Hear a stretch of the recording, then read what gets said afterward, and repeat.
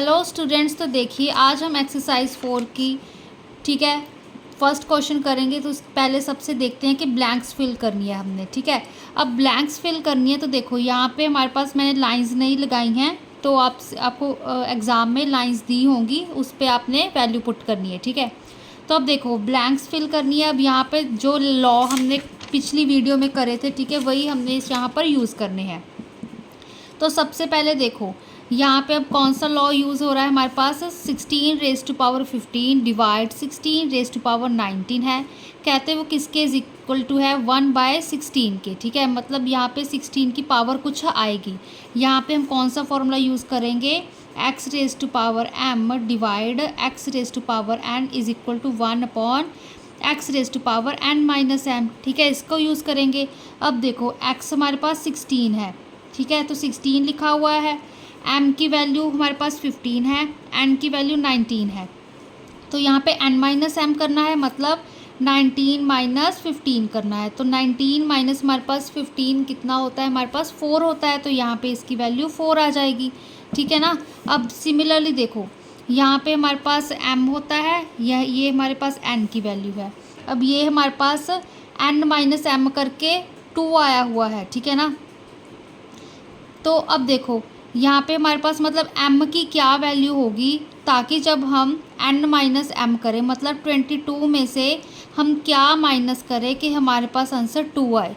20 minus करेंगे ना, 22 minus 20। ठीक है, तो इसकी ब्लैंक्स हमारे पास 20 आ गई। मतलब 22 में से ये मैंने n-m किया ना, ठीक है, n की वैल्यू 22 थी, 22 में से मैंने 20 माइनस किए, तो हमारे पास यहाँ पे आंसर 2 आ रहा है। ठीक है, ये हमारी x की वैल्यू है।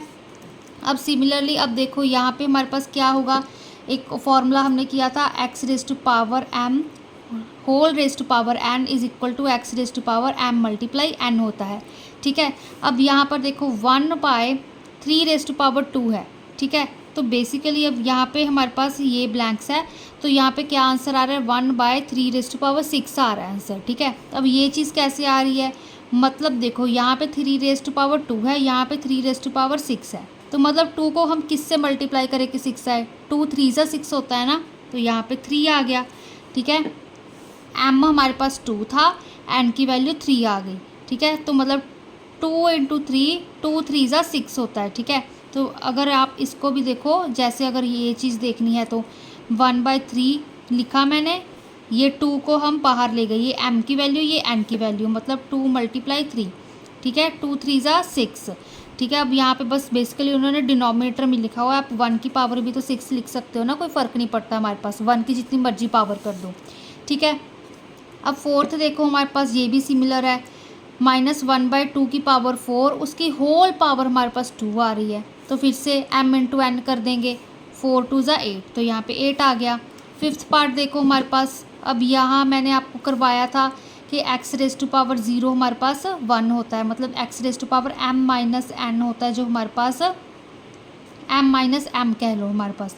ठीक है, तो उसकी वैल्यू हमारे पास x⁻0 उसकी 1 बन जाती है। ठीक है, तो यहाँ पे 1/12 है, 1/12 है, डिवाइड है। ठीक है, तो दैट मीन्स 5 - 5 कितना होगा हमारे पास, 0। तो यहाँ पे 0 आ गया। अब इसको ये फिर से यही वाला m × n वाला आ गया।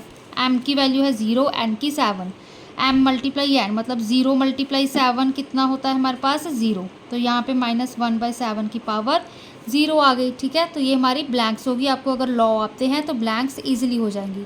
अब हम सेकंड क्वेश्चन सिंप्लीफाई देखते हैं। देखो स्टूडेंट्स, फर्स्ट पार्ट क्या कह रहा है, पहले सिंप्लीफाई करना है एंड इसको एक्सपोनेंशियल फॉर्म में ही रखना है। तो देखो बहुत ही ईजीएस्ट है। पहले का क्या है, अब 9/2, ठीक है, उसकी होल पावर 0 है, उसकी होल की पावर 5 है। तो यहाँ पे यही वाला फॉर्मूला x⁻m उसकी whole power n, m × n का फॉर्मूला लग जाएगा। तो यहाँ पे 0 × 5 कितना हो गया हमारे पास, 0। ठीक है, 9/2 0 × 5 ऐसे लिख सकते हो। तो 9/2 की वैल्यू आ गई हमारे पास 0, तो एक्सपोनेंशियल फॉर्म बन गई हमारे पास। ठीक है, सेकंड पार्ट देखो, यहाँ पे -5/17, 6 × 3 करेंगे, फिर से यही वाला m × n वाला लगा है यहाँ पर हमारे पास। ठीक है, तो क्या आ गया हमारे पास, 6 3 18। ठीक है, अब यहाँ पर देखो हमारे पास 4/7 है, 4/7 को m मल्टीप्लाई n, ठीक है। तो 4/7 की, ठीक है, क्या आएगा यहाँ पे 4 × 4, 4 4 16, ठीक है। अब देखो सबसे पहले अब यहाँ पर एक देख लेते हैं हमारे पास ये वाला कौन सा है, ये बाद में करते हैं। देखो 3/5 की पावर 3 है, डिवाइड 3/5 की पावर 8 है, ठीक है। तो यहाँ पे हमने 3/5 लिखा। अब यहाँ पर कौन सी लगेगी, ये m है, ये n है, डिवाइड कर रहे हैं तो यहाँ पे 1/3/5 आएगा, n की 8 - 3, तो क्या आएगा यहाँ पे 1/8 - 3 कितना होता है हमारे पास 5, 3/5 की पावर 5 आ गई। देखो यहाँ पर हमने ये वाला फॉर्मूला यूज़ किया है, x⁻m डिवाइड x⁻n, ठीक है। यहाँ पे 1/x⁻n- आएगा, ठीक है।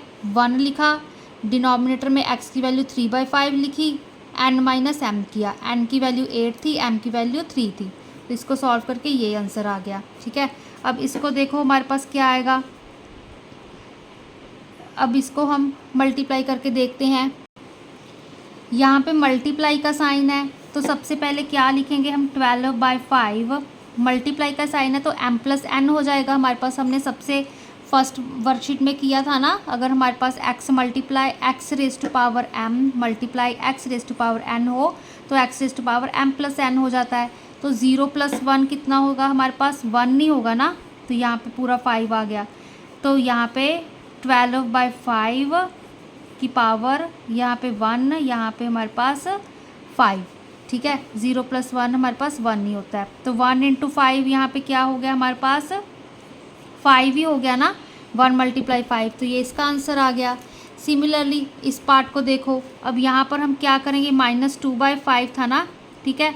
तो -2/5 m × n है यहाँ पे, ठीक है। तो 3 + 2 करेंगे, 3 + 2 मल्टीप्लाई वाला था ना, यही वाला कर रहे हैं हम, ठीक है। तो होल ब्रैकेट में हमारे पास 4 आ गया। अब यहाँ पे 3 + 2 कितना होता है हमारे पास 5, ठीक है, 5। अब यहाँ पे ब्रैकेट में और क्या था हमारे पास, ऊपर एक्सपोनेंट में 4। अब 5 × 4 कर देंगे, -2/5 5 × 4, ठीक है। तो -2/5 5 4 20, ठीक है। तो ईजिली सिंप्लीफाई हो रहे हैं, आपको लॉज अच्छे से याद होने चाहिए, उनके बेस पर ही ये सारे क्वेश्चंस हैं।